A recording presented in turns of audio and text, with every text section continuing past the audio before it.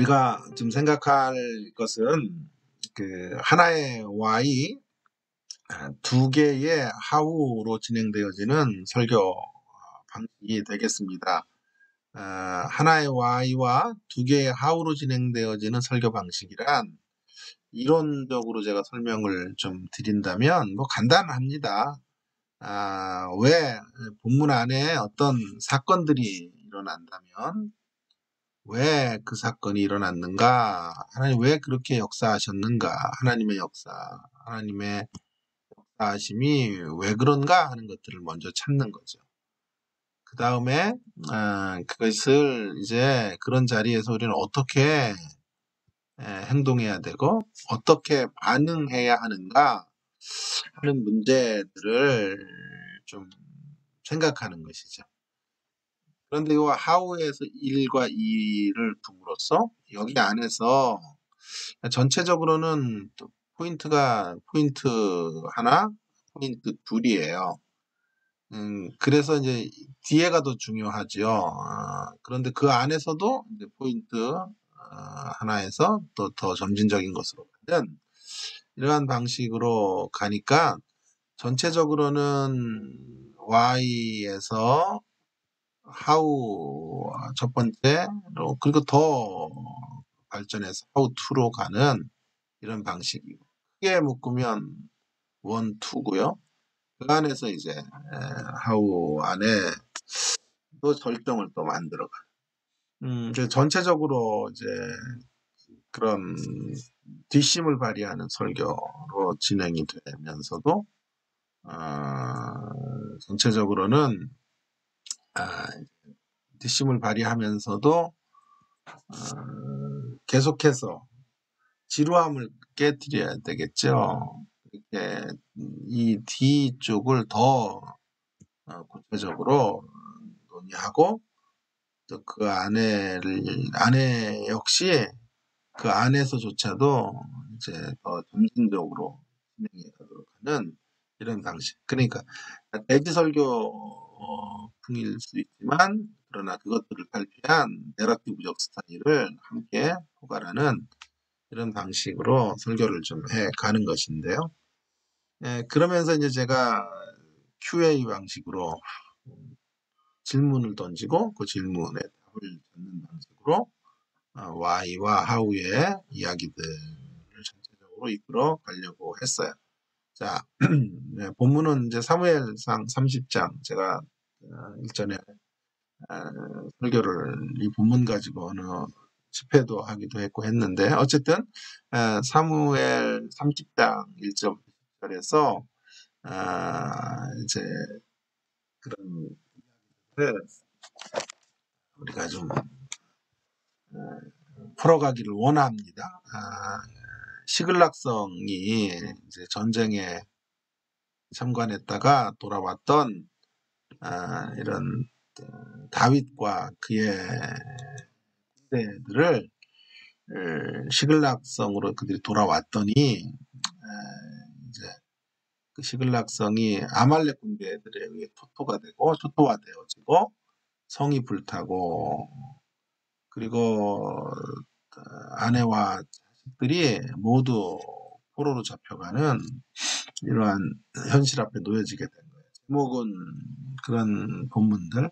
그때 사람들이 다윗의 군인들이 화가 치밀어 올라요. 그래서 이 모든 문제의 화살을 다윗에게 돌리면서 돌로 그를 죽이려고 해요. 치려고 해요. 그러자 다윗이 크게 군굽하였으나 여호와를 힘입어 용기를 얻었고 거기서 기도를 하면서 이제 전쟁을 향해서 포로로 잡혀간 그 가족들을 구원해내는 쪽으로 달려가고 있는 모습들을 그려주고 있는 본문이에요. 자, 제목을 저는 하나님이 우리 곁에 오셔서 삶의 기반들을 띄우실 때 다소 길죠. 그러나 의미심장한 제목이라고 생각해요. 때때로 하나님이 이제 우리의 삶의 기반들을 흔드실 때가 있어요. 자, 그럼 왜 이런 제목이 하나님이 왜 흔드신 건가요? 예, 그 앞에 그가 이제 사실은 지금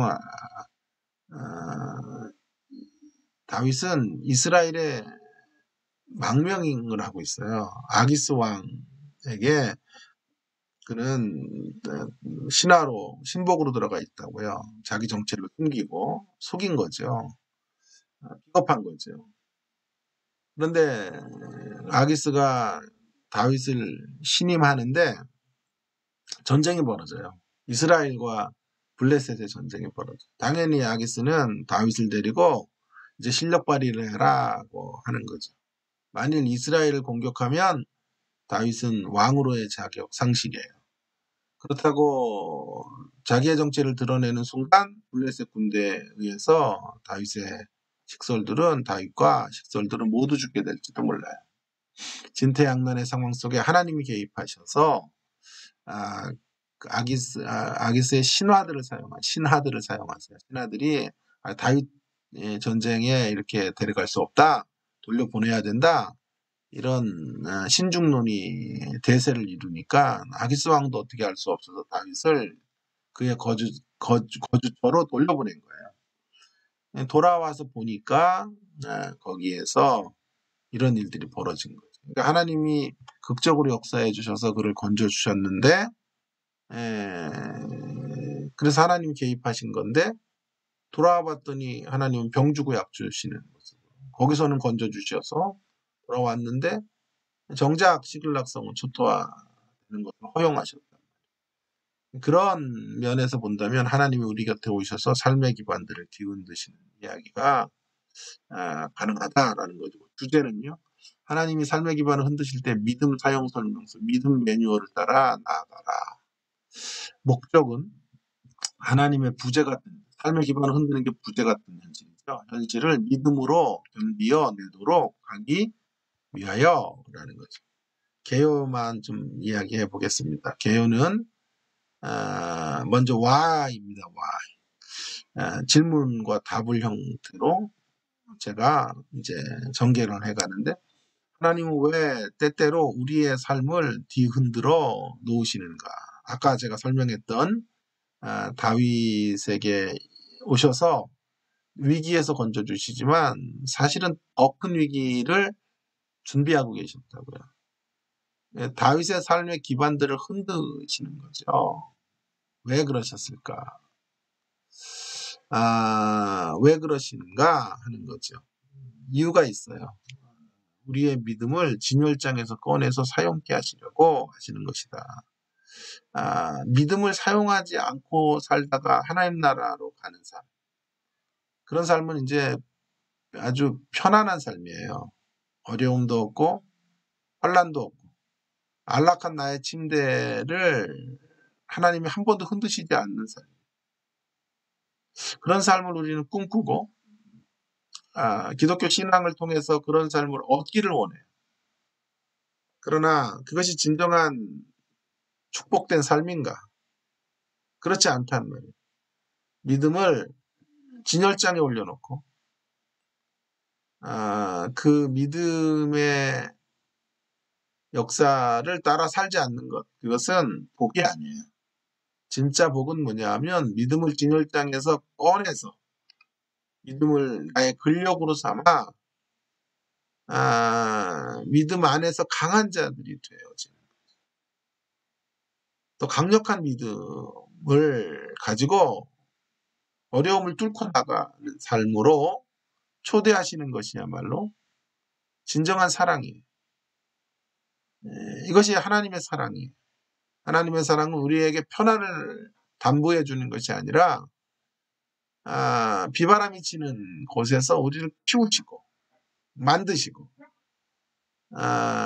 성숙의 자리를 끊임없이 초청하시는. 그래서 모든 하나님의 사람들의 공통점은 고난이라는 공통분모를 하고 고난의 현실을 살게 하신 것이죠.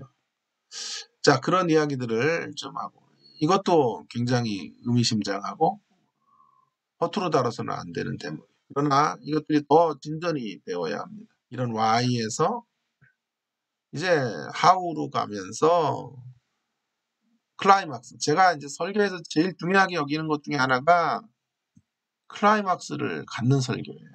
자, 여기서 Y부터 하우로 가면서 절정, 더 높은 대목으로 하우에서 또 1, 2로 가면서 거기서도 더 큰 절정을 향해서 가는 이러한 방식들을 중요하게 여기죠. 그래야 지루하지가 않아요.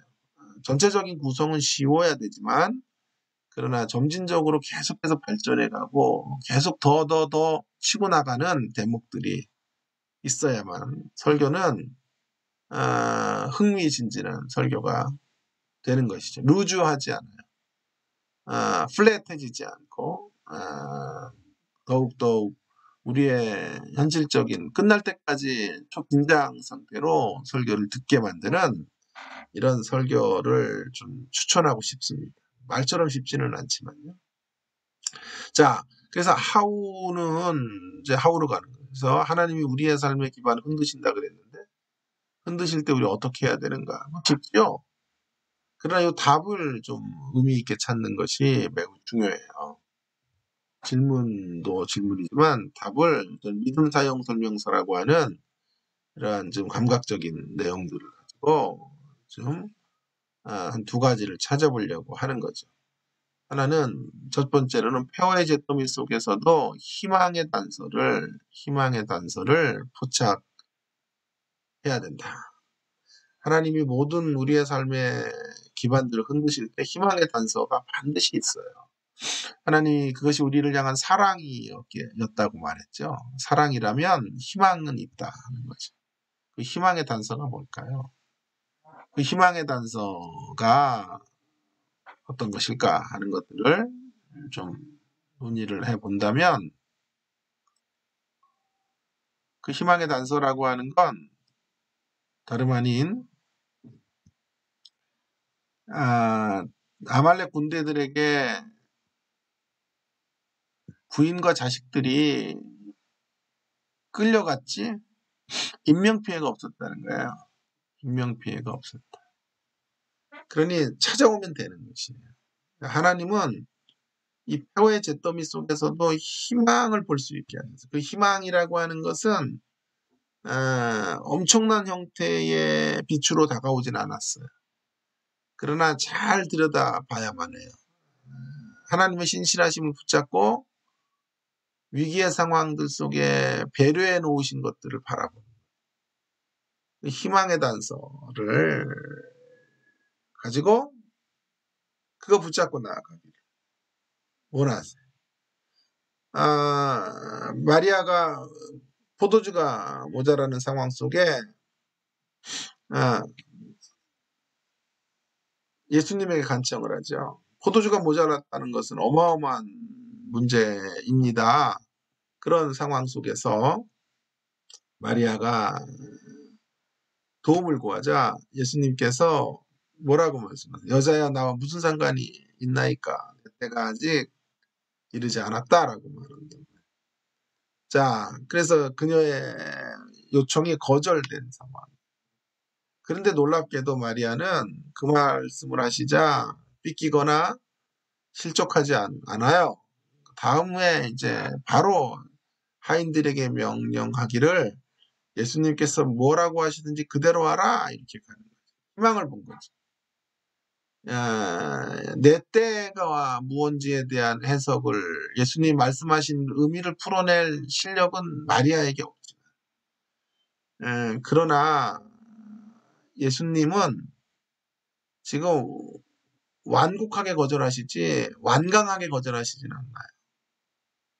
여자여라는 표현이 공가사를 좀 구분하십시오 이런 정도의 표현이지 내가 지금 당신의 간청을 마리아의 간청을 완전히 거절하겠다는 뜻은 아니라.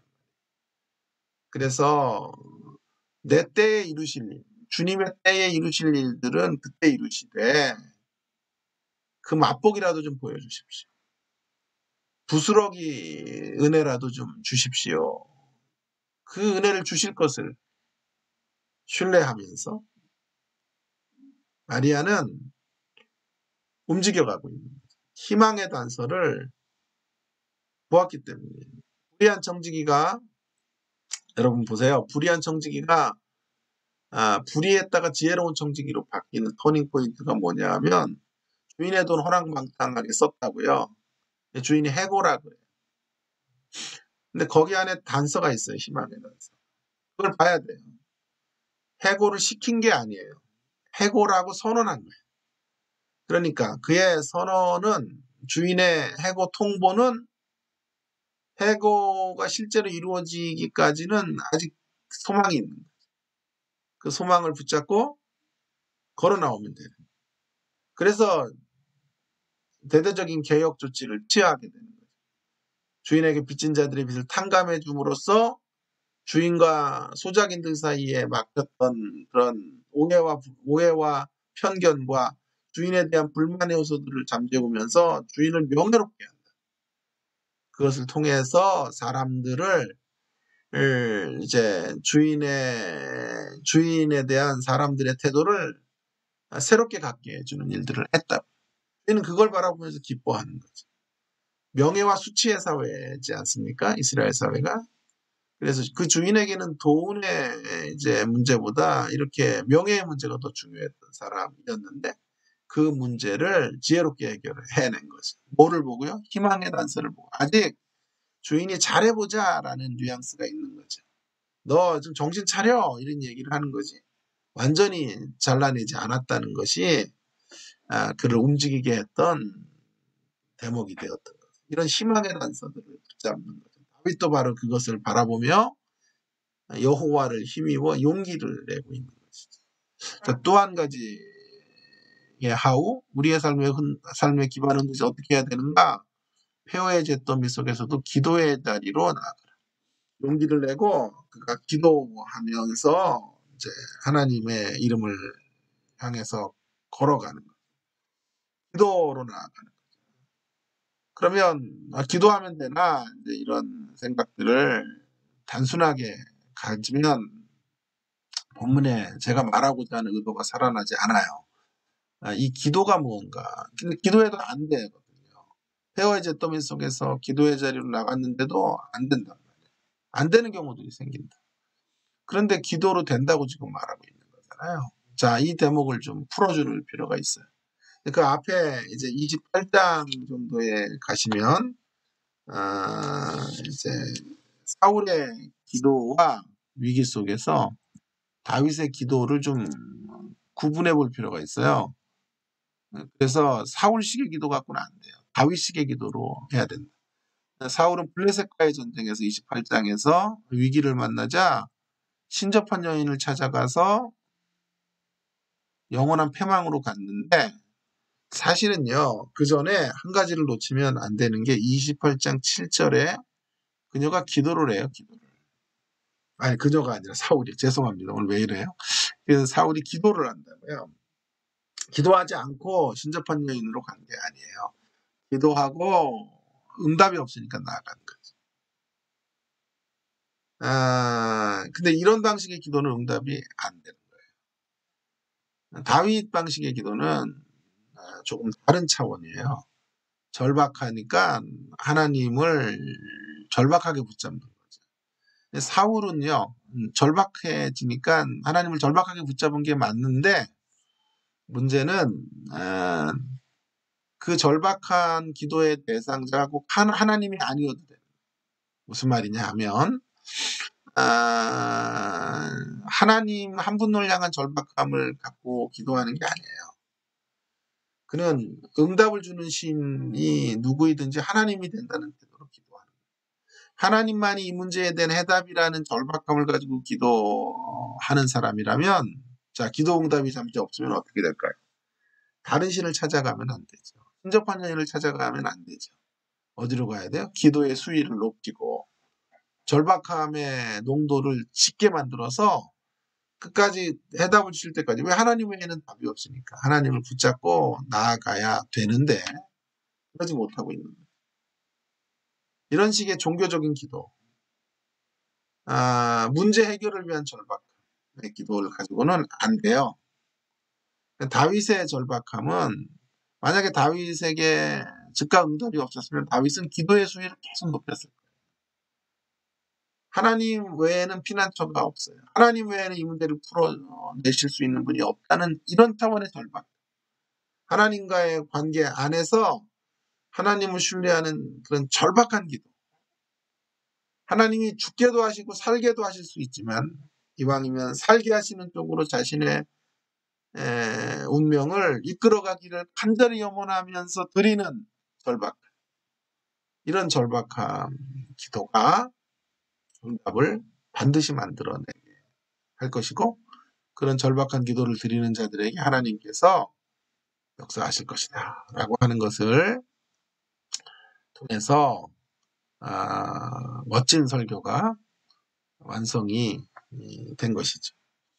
자, 한 가지 더는 NPS 스타일의 설교인데요. 시간이 좀 많이 없어서 간단하게 우리 교재 108쪽에서 133쪽까지인데요. 간단합니다. NPS란 네가티브, N은 네가티브, 부정적인, P는 어떤 반대로 포지티브한 형태로 진행이 되어지고 S는 솔루션이에요. 그래서 네가티브하고 포지티브하고 솔루션으로 가는 형태로 설교를 진행하는 설교의 서론에서는 부정적인 이야기들로 감성을 자극하고 흥미들을 창출하고 마음의 문을 열었을 경우에는 이제 열게 되죠. 귀를 기울였다는 것은. 그래서 긍정의 내용을 제시하고 해결책을 제시하는 방식입니다. 다음 시간에 조금 더 자세히 할게요. 간략하게 이 책 안에 있는 교재 안에서의 예제만을 보면 창세기 32장 야복강에 이제 왜 이래요? 야곱이죠. 제목은 올해도 싸움에서 이겨라. 주제는 이기는 사람의 정신은 무장되어야 한다. 목적은 정신세계를 무장하여 이길 요소를 갖추게 한다. 이거는요. 서론을 시작하면서 가끔은 사람들이 삶에서 무너진다. 그런 이야기들로 이야기하면서 아주 잘난 사람도 때때로 무너지게 돼요. 그러나 이제는 또 긍정으로 가겠죠. 부정에서 긍정. N, P. 긍정은 그러나 복된 사람은 이기는 삶을 산다. 오늘 텍스트에 야곱이 위기를 만났고 무너질 수밖에 없는 그를 보복하려고 다가오는 형을 만나야 됐던 자리에서도 그는 이기는 사람이 됐다.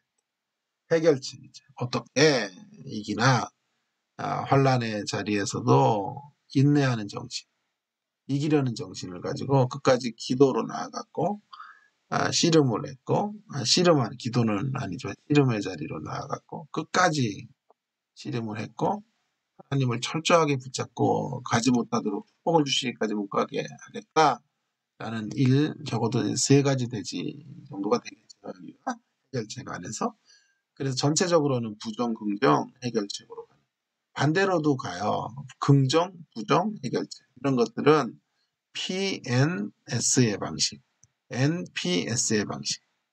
제가 설교 예제로 보여주었던 것들이 이런 방식들을 많이 하고들 쓰더라고요. 제가 좀 좋았던 모양이에요. 여러분도 이런 방식들을 활용을 해서 다음 시간에는 PNS와 NPS의 방식을 좀 더 구체적으로 설교 패턴으로 여러분들에게 제시하도록 하겠습니다.